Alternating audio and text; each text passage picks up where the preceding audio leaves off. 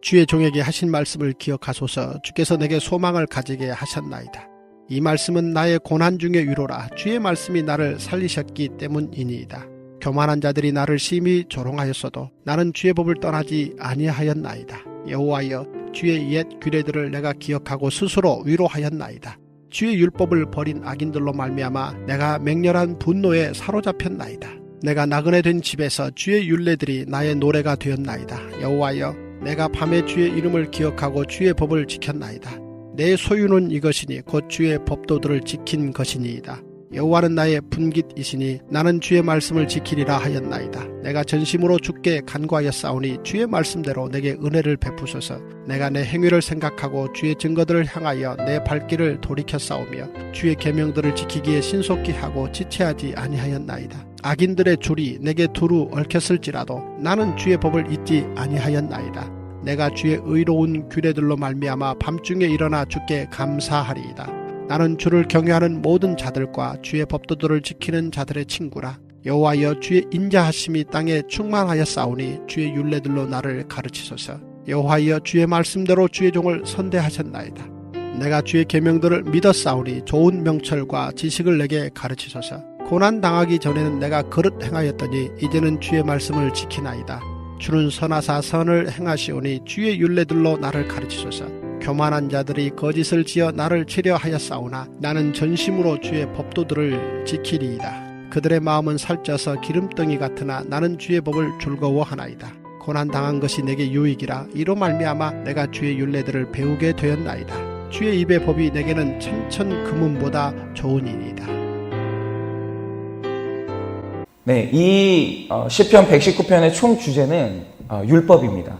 율법인데 가만히 이 시를 묵상하다 보면 하나의 재미있는 사실을 하나 발견하게 됩니다. 그게 뭐냐면 시인이 지금 저희가 이제 토막으로 읽고 있는데 이 토막이 그냥 나는 토막이 아니고요. 이 시가 히브리어의 알파벳 앞글자를 따서 그렇게 이렇게 시를 만든 거거든요. 그래서 이 시를 이렇게 토막토막 이제 자르는데 큰 어려움이 없는데 재밌는 것은 뭐냐면 그 시의 토막들마다 율법을 다양한 방법으로 이렇게 표현을 한다는 겁니다. 예를 들어서 어제 본문에서 시인이 율법을 뭐라고 표현했습니까? 그가 말하기를 율법은 길이라는 거예요. 길, 법, 도. 이런 식으로 계속해서 이제 길이라고 말합니다. 그래서 말하는 게 뭐냐면 인생의 수많은 길들 중에서 바로 주의 법도, 하나님의 길, 그 길을 택하는 것이 인생의 복 중의 복이고 우리가 구해야 될 것은 이 길을 끝까지 갈 수 있는 은혜를 구하는 것이 가장 필요한 은혜라고 그렇게 이야기를 합니다. 그런데 오늘 본문에서는 율법을 뭐라고 표현합니까? 바로 그의 말씀은 언약, 즉 약속이라는 거예요. 그런데 우리가 하나님의 모든 말씀은 이 언약이라는 이 말씀을 정말 한번 잘 풀어볼 필요가 있는데 하나님께서 구약과 신약에 걸쳐서 수많은 말씀을 주셨습니다. 그런데 사도 요한이 요한복음에서 정의하는 바 왜 하나님이 자꾸 우리에게 말씀을 주십니까? 자꾸 말씀하시는 이유가 뭘까요? 이유는 뭐냐면 이 말씀이 곧 하나님이기 때문에 말씀은 하나님이에요. 하나님은 우리에게 나타나실 때 절대로 다른 형태로 나타나지 않으세요. 그러니까 예를 들면 그럴 때 있죠. 하나님이 환상으로 나타나실 때도 있고 꿈으로 나타나실 때도 있는데 이제 그거는 굉장히 특별한 일이고 사실은 하나님께서 언약하신 절대로 불변할 수 없는 하나님 자신이 가장 선명하게 나타나는 형태가 뭐냐면 하나님은 언제나 우리에게 말씀으로 임하세요. 그러므로 지금 여러분들이 오늘 여기서 말씀을 듣고 있는데 이것은 설교자를 만나는 시간이 아니고 여러분이 지금 말씀으로 임하시는 하나님을 계속 대면하고 있는 시간이에요. 그런데 요한복음 1장 14절을 보면 요한이 아주 심오한 한마디를 주십니다. 그게 뭐냐면 주의 말씀은 육신이 되어 우리에게 거하는 말씀이라는 거예요. 근데 여러분, 말씀이 육신이 된다는 이 말이 무슨 뜻이에요? 여러분, 굉장히 심오한 말입니다. 이게 단순히 말씀이 육신이 되었다는 이 말은 단순히 예수님이 이 땅에 육신을 입고 태어났다는 말이 아니에요. 그 말이 맞지만 그러나 그 뜻만 있는 게 아니라는 거예요. 여러분, 이 말의 본질이 뭐냐면 성경에 쓰여진 66권의 말씀은 반드시 우리 삶에 내 육신이 체험되어지는 말씀이라는 거예요. 여러분, 기독교는요, 머리로 이해하는 종교가 아니에요. 여러분, 기독교의 본질이 뭐냐면 말씀이 내 머리에서 가슴팍으로만 오는 종교가 아니라 말씀이 내 육신으로 체험되어지는 종교가 기독교라는 거예요. 그래서 말씀이 육신이 되어 나에게 체험되어지지 않는 사람은 절대로 기독교의 본질에 이를 수가 없어요. 여러분, 기독교는 부활의 주님을 믿는 종교이기 때문에 절대적으로 체험의 종교이지 깨달음의 종교는 아니에요. 여러분, 오늘 말씀 50절을 보시면 시인이 뭐라고 합니까? 이 말씀이 고난 중에 나를 살렸다라고 해요. 여러분, 이 말씀을 신학의 표현으로 하면 무슨 뜻인지 아십니까? 이 말씀이 육신이 되어 내가 이 말씀을 체험했다는 뜻이에요. 내가 이 말씀을 체험했다라는 거예요.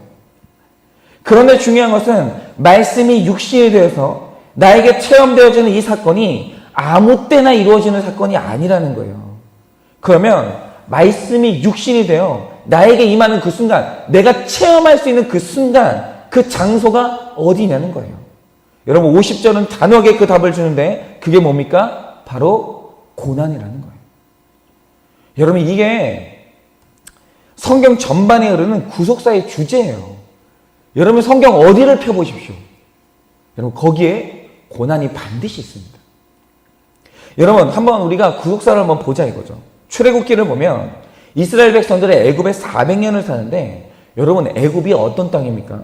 우리가 크게 착각하는 것 중에 하나가 뭐냐면 많은 사람들이 이스라엘 백성들이 애굽에서 고난을 당했다라고 생각해요. 그런데 여러분, 애굽은 풍요의 상징입니다. 성경을 보세요. 애굽은 언제나 풍요의 상징이에요. 여러분, 애굽은 기근이 없는 땅이고 사람이 신이 되는 땅이에요. 먹을 게 넘치는 땅이에요. 즉 이 땅은 70절에 말하는 것처럼 마음이 살찌면서 기름덩이가 되게 하는 땅이에요. 그런데 참 이상한 게 뭐냐면 이 땅에서 사는데 이스라엘 백성들이 400년 동안 기름진 땅, 마음이 살찌는 땅, 인간이 신이 되는 그 땅에서 살았는데 그 400년 동안 하나님의 말씀이 끊어져요. 그런데 하나님이 애굽에 있는 백성들에게 말씀을 안 하셨냐? 그럴 리가 없죠. 하나님은 단 하루도 1초도 이스라엘 백성을 떠난 적이 없기 때문에 늘 말씀을 하셨어요. 그런데 이상한 건 뭐냐? 마음이 살찌잖아요. 안 들려요. 애굽에 있는 동안 하나님의 음성이 끊어져요. 안 들려요. 말하는데 안 들리는 거예요. 여러분, 우리가 어디에 있느냐? 장소 굉장히 중요합니다. 그래서 하나님이 하신 특단의 조치가 뭡니까? 그 좋은 애굽 땅에서 자기 백성을 이끌어낸 다음 백성을, 그 사랑하는 백성들을 보내는데 그 보낸 땅이 어디죠? 광야예요. 그런데 여러분, 광야가 어떤 땅입니까? 제일 먼저 그냥 제가 광야가 어떤 땅인지를 단적으로 표현하면 여러분, 이스라엘 백성들이 이집트에 살 때 가장 걱정 없이 살았던 한 가지가 있어요. 그게 뭔지 아십니까? 물이에요. 여러분, 이집트에는 나일강이라는 문명을 발생하게 하는 거대한 강이 흐르고 있었기 때문에 여러분, 이스라엘 백성들이 애굽 땅에 사는 동안 물 걱정이라는 걸 해본 적이 없어요. 아니, 물을 왜 걱정해? 예전에 막 우리가 그랬잖아요. 그 예전에 보면은 앞으로 물을 돈 주고 사 먹는 시대가 올 거야 라고 하면 그거보다 웃기는 말이 없었어요. 그런데 우리는 지금 그 시대를 살고 있잖아요. 마찬가지로 여러분, 이집트 백성들이요, 물 걱정이 뭐야? 그러니까 이게 뭔지를 몰랐던 사람들이에요. 물 걱정이 뭔지를. 그런데 여러분, 광야로 나가는 순간 뭐 고기나 야채 뭐 이런 거는 둘째 치고 여러분, 그들이 당장 직면했던 문제가 뭐냐면 생존의 기본이라고 생각했던 물 걱정이 시작되는 거예요. 마시는 게 없는 거예요. 마시는 게. 사방 어디를 둘러봐도 표면에는 물이 없는 거예요.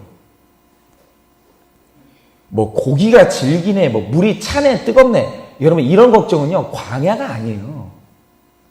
어떤 사람이 광야로 들어갔다고 할 때는 그건 취향의 문제가 이제 아니고 그거는 생존의 문제가 걸린 데가 광야예요.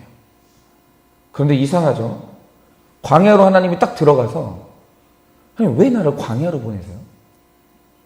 아니 나를 사랑하신다고 해놓고 하나님 생존이 까딱까딱하는 이 광야로 나를 보내시는 이유가 뭐예요? 라고 하는데 여러분 광야로 들어가는 순간 갑자기 일어나는 일이 뭡니까? 말씀이 들리는 게 아니고 말씀이 내 육신으로 체험되기 시작하는 거예요. 여러분 광야로 들어가는 순간 도저히 눈에 풀 한 포기도 안 보이거든요. 그런데 어느 날 내가 내 입으로 고기를 씹고 있는 거예요. 광야를 사방을 둘러봐도 여러분 어떤 사람의 즐거움을 제조하는 공장이나 그런 게 없어요. 그런데 갑자기 내 입술이, 내 혀가 달콤한 만나를 맛보고 있는 거예요. 하나님의 말씀을 광야로 들어가는 순간 말씀이 내 육신이 체험하고 있는 거예요. 여러분 신약에 와서도 이게 마찬가지인데 율법으로 지식을 알았던 사람들이 누굽니까? 마음이 살쪄서 기름덩이가 됐던 사두개인, 바리새인, 서기관들은 여러분 그들은 뭐든지 간에 그 시대에 뭔가가 넘쳐났던 사람들이에요. 바리새인 같은 경우에는 사람들의 존경을 넘치게 받았던 사람들이고 사두개인 같은 사람들은 여러분 그 시대에 좋은 것들은 다 가졌던 사람이에요. 굉장히 세속적인 사람들이었기 때문에. 그리고 대제사장 이런 사람들은 당대에 재산이 제일 많았던 사람들이에요. 성전 장사를 해가지고. 근데 이상하죠. 마음이 살쪄서 마음이 기름덩이가 되잖아요. 육신으로 오신 예수님을 눈앞에 보는데 전부 있잖아요. 예수님 놔두고 자꾸 있잖아요. 책 들여다보고 있는 거예요. 그런데 육신으로 오신 예수님을 만져보고 육신으로 오신 예수님께 안수받고 육신으로 오신 예수님과 같이 식사를 했던 사람들이 누구예요? 전부 고난 있는 사람들이에요. 그게 이상해요. 광야에 있던 사람들은요. 육신으로 오신 예수님이 하나님의 아들인 걸 다 알아봤어요. 다. 하나님이시네. 여러분 예수님이 못 알아보도록 철저하게 가렸거든요. 목수의 모습으로 무식한 말투로 방언을 쓰면서 못 알아보게 했는데도 광야에 있는 사람들을 알아보는 거예요. 하나님이네. 여러분 내 주변을 한번 둘러보세요. 말씀에 대한 확신이 있는 사람들이 누구예요? 학벌이 있는 사람들 아니에요. 물론 학벌이 있는 사람들도 확신하죠. 그런데 학벌이 있어야 확신하는 거 아니에요. 원어를 많이 하는 사람들 아니에요. 목사들? 여러분 목사 중에서도요. 말씀에 대한 확신 없는 사람 많아요. 여러분 표현을 안 하고 있지 말씀 육신 있거니 다 하나님의 말씀이 아니라고 생각하는 목사들 많아요. 여기에 부활 안 믿는 목사들 많아요. 요게 신화지. 무슨 이런 일이 실제 있었나? 여러분 그렇게 생각하는 성직자 많아요. 여러분 말씀이 논리로 이해된 사람들이 말씀에 대해 확신 가질 것 같으세요? 아니에요. 더 나은 논리가 나타나잖아요. 깨져요 그 논리는. 누구도 흔들 수 없는 확신이 있는 사람들이 누군지 아세요? 고난 중에 이 말씀이 나를 살린 체험이 있는 사람들은 못 흔들어요 그걸. 그래서 구속사가 열린 사람들은요. 전부 다 있는 게 뭐냐? 반드시 간증이 있어요. 반드시 간증이 있어요. 말씀이 육신이 되어 내가 그 말씀을 만져봤고 내가 그 말씀을 체험해봤기 때문에 그 말씀을 삶에서 내가 체험했던 거예요. 제가 지난번에도 간증을 했지만 제 아버지가 인생을 살면서 육신이 되어 오신 말씀을 저희 아버지가 만진 적이 있어요. 그 육신이 되어 오신 말씀이 제 아버지를 이렇게 세운 적이 있어요. 여러분 거기가 어딘지 아십니까? 저희 아버지가 감옥에 있을 때예요. 개척교회 목사가 그 어린아이를 교통사고 내가지고 죽이고 감옥 안에서 죄책감과 절망 가운데 완전히 눌려있을 때 여러분 수많은 사람들이 제 어머니가요. 제 아버지 이렇게 세워보려고 별말을 다 했어요. 안 돼요. 되겠습니까 그게? 안 돼요. 그런데 저희 아버지를 벌떡 이렇게 세운 말씀이 벌떡 이렇게 세운 게 뭐냐? 한마디 말씀이에요. 그 저희 아버지는 살면서 있잖아요. 하나님을 배신할 수가 없는 거예요. 지금도 은퇴하셨거든요. 은퇴하면 뭐 하겠어요? 하루 종일 TV 앞에 앉아가지고 TV 보면서 남은 인생 보낼 것 같잖아요. 아니에요. 내가 할 수 없으니 내 뒤를 이어서 목회하고 있는 아들들을 위해서 지금도 새벽에 일어나서 기도하고 계세요. 배신할 수가 없는 거예요. 왜요? 말씀이 육신 되신 말씀을 체험해봤기 때문이에요. 제가 어저께 우연치 않게 어떤 간증을 들었냐면, 여러분, 옛날에 여자 전도사님인데, 자기가 불교 신자였거든요. 불교 신자였는데, 남편을 암으로 떠나보내고, 전도사가 되신 분을 이제 간증을 제가 들은 거예요. 근데 되게 신기한 게 뭐냐면, 그분이 나 처음 들었어요. 안병동에서 살면 어떤 광경이 벌어지는지 아세요? 안병동 환자들은 다 안 돼요. 거기는 공포의 현장이라는 거예요. 사람이 육신이 약해지면 몸이 허해지면서 헛것을 본다고 하잖아요. 그분이 하시는 말씀이 뭔지 아세요? 헛것이 아니라는 거예요. 그냥 암 환자 환우들은 다 안다는 거예요. 육신이 약해지면 영이 열리는 거예요. 그러면서 영의 세계를 보는데 거기서 딱 나뉜다는 거예요. 지옥에 가는 사람하고 천국에 가는 사람이 나뉜다는 거예요. 왜? 여러분, 지옥에 가는 사람은요, 보는 게 있어요. 자기를 데리러 오는 존재가 모습이 달라요. 죽지 않으려고요. 그러니까 이런 거죠. 심박수가 30으로 떨어지면 죽는데요. 근데 구원의 확신이 없는 사람들은 어떻게 하냐면, 심박수가 30으로 떨어지잖아요. 그러면 죽지 않으려고 이러면서 숨을 끌어올린다는 거예요. 최선을 다해가지고 죽지 않으려고. 여러분, 심박 30이 떨어지면 그냥 죽는 건데, 안병동 환자들은요, 구원의 확신이 없는 사람들은 30 이하로 떨어지잖아요. 죽지 않으려고 이러면서 3일을 버틴대요. 근데 여러분, 숨 한 번 들이쉬는 게 얼마나 힘든 일인지 눈에 실핏줄이 터져가지고 피눈물을 흘리면서 3일을 버틴다는 거예요. 왜? 두려워서. 그런데 자기 남편이 그러고 있는 거예요. 어느 날 이분이 딱 그런 생각이 들더라고요. 아, 내 남편은 지옥이다. 예수 안 믿는데 직감적으로 그 생각이 들더래요. 내 남편은 지옥이고. 그래가지고 그 다음부터 이분이 자기도 모르게 하나님을 찾았대요. 그래서 거기서 기도하러 오는 사람이 있으면 붙들고 이렇게 애원을 했다는 거예요. 내 남편한테 복음을 전해달라고. 근데 어느 날 웬 여자분이, 목사도 아니에요. 여자분이 오시더니 딱 한마디를 하더래요. 하나님이 누구냐? 죽음의 권세를 이기고 부활한 분이라고. 당신은 부활의 능력을 가지신 예수님을 믿어야 된다고 하는데 이분이 머리를 한 대 맞은 것 같더라는 거예요. 부활한 신이 있었어? 죽음을 극복할 힘을 가진 신이 있었어? 자기는 못 들어봤다는 거예요, 그런 얘기를. 아, 내가 부활의 하나님을 안 믿었구나.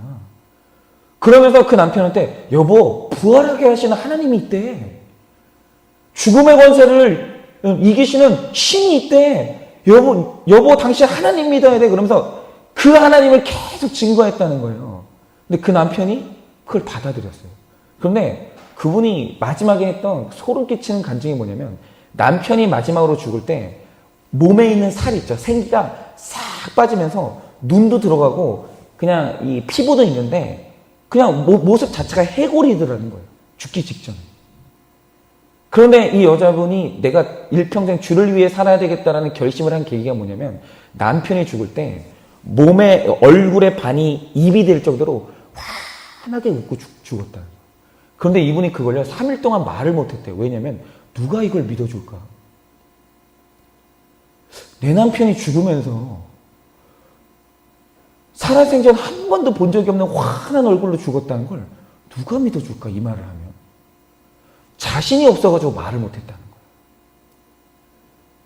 근데 이분이 체험하신 건 이거예요. 죽음의 공포 가운데 내던져 있으니까 주님이 부활하셨습니다. 이거 있잖아요.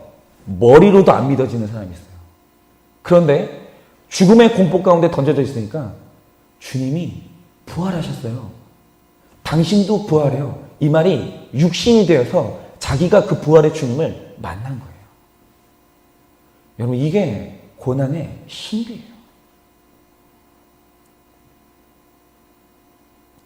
그래서 도저히 부인할 수 없을 정도로 너무 선명하게 오늘 시인이 67절에 선포하는 게 뭡니까?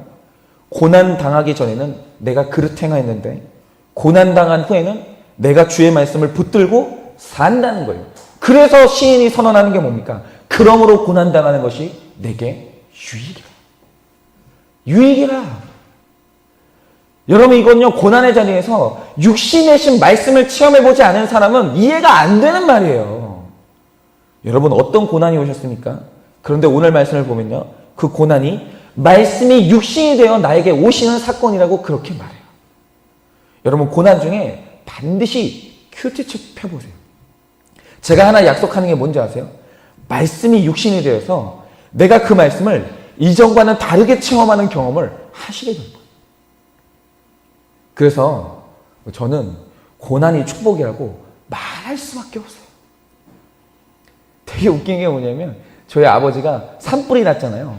그런데 저희 아버지가 사실 그 밤에 산불이 나던 그 밤에 어머니가 끌고 나와가지고 거기서 이제 집에서 주무시다가 집에서 산불을 구경한 거예요. 내가 자려고 했던 그 장소에 불이 타고 있는 거예요. 이상한 게 뭔지 아세요? 집은 홀랑 탔거든요. 저희 아버지가 요즘에 제일 감사해요. 은퇴하고 제일 감사한 날이 언제인 줄 아세요? 요즘이에요. 왠지 아세요? 불길 가운데서 나를 살리신 하나님을 또 만나는 거예요. 그래서 고난이 축복이에요. 그래서 오늘 하나님이 나를 광야로 부르신다면 그건 나를 버리시는 사건이 아니라 오늘 내가 너와 지식이 아닌 육신으로 만나겠다는 그 뜻이에요. 하나님이 오늘 그 장소로 우리를 초청하시는 거예요. 그래서 여러분, 날마다 큐티하는 인생이 복된 인생이고 하나님을 체험하는 인생인 거예요. 그래서 고난 가운데 말씀이 육신이 되어 말씀으로 임하시는 예수님을 체험하시는 오늘 하루 되시기를. 고난 가운데 우리는 절망이 아니라 고난 가운데 말씀을 펴서 그 말씀이 육신이 되어 나에게 오시는 그 하루를 체험하는 여러분 되시기를 주 예수 그리스도의 이름으로 축원을 드립니다.